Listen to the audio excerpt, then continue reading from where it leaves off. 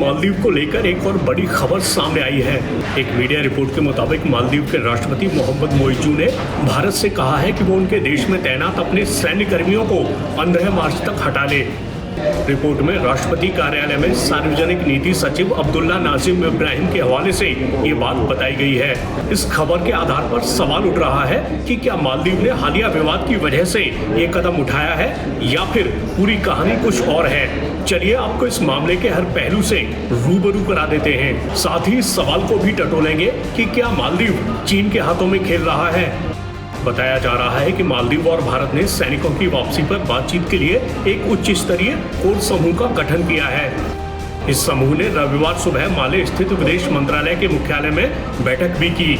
Report में कहा गया है कि बैठक में भारतीय उच्चायुक्त मनु महावर भी शामिल थे। नाजिम ने बैठक की पुष्टि की और कहा कि बैठक का एजेंडा 15 मार्च तक सैनिकों को वापस बुलाने का अनुरोध करना था। कई मीडिया रिपोर्ट्स में बताया गया है कि मालदीव में 80 से ज्यादा भारतीय सैन्य कर्मी हैं। यहाँ बड़ी बात यह है कि पिछले साल 17 नवंबर को ही मालदीव के राष्ट्रपति के रूप में शपथ लेने के तुरंत बाद मोइज़ू ने औपचारिक रूप से भारत से भारतीय सैन्य कर्मियों को मालदीव से वापस बुलाने का अनुरोध किया था। उन्होंने ये भी कहा कि मालदीव के लोगों ने उन्हें भारत से ये अनुरोध करने के लिए मजबूत जनादेश दिया है। बताया जा रहा है कि मालदीव भारत के साथ 100 से ज्यादा द्विपक्षीय समझौतों की भी समीक्षा कर रहा है। हालांकि अब सैनिकों की वापसी की समय सीमा तय करने से जुड़ी जो खबर आई है वो एक हालिया विवाद पैदा होने के बाद आई है। चलिए आपको जल्दी से इस विवाद के बारे में भी बता देते हैं। पिछले दिनों भारतीय प्रधानमंत्री नरेंद्र मोदी ने लक्षद्वीप का दौरा किया था।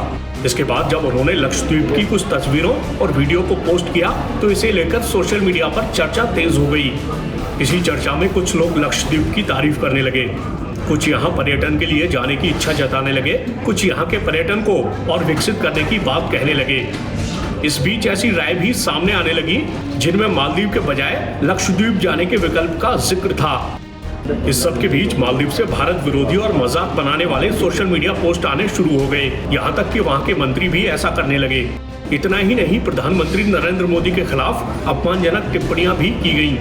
इसके बाद सोशल मीडिया पर भारतीयों का गुस्सा दिखने लगा। लोग मालदीव के पर्यटन का बहिष्कार करने की बात करने लगे। जब भारत में मालदीव के खिलाफ माहौल बनने लगा तो दबाव में मालदीव सरकार को इस पर कदम उठाना पड़ा।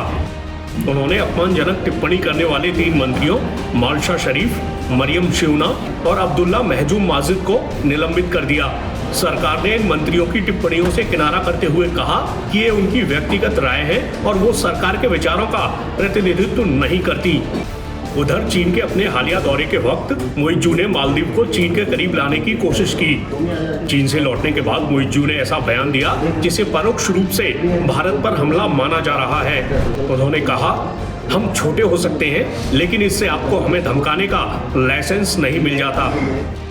उन्होंने भारत पर देश की निर्भरता को कम करने की योजनाओं की भी घोषणा की, जिसमें अन्य देशों से जरूरी खाद्य वस्तुओं, दवाओं और उपभोग की अन्य सामग्रियों का आयात सुनिश्चित करना शामिल है।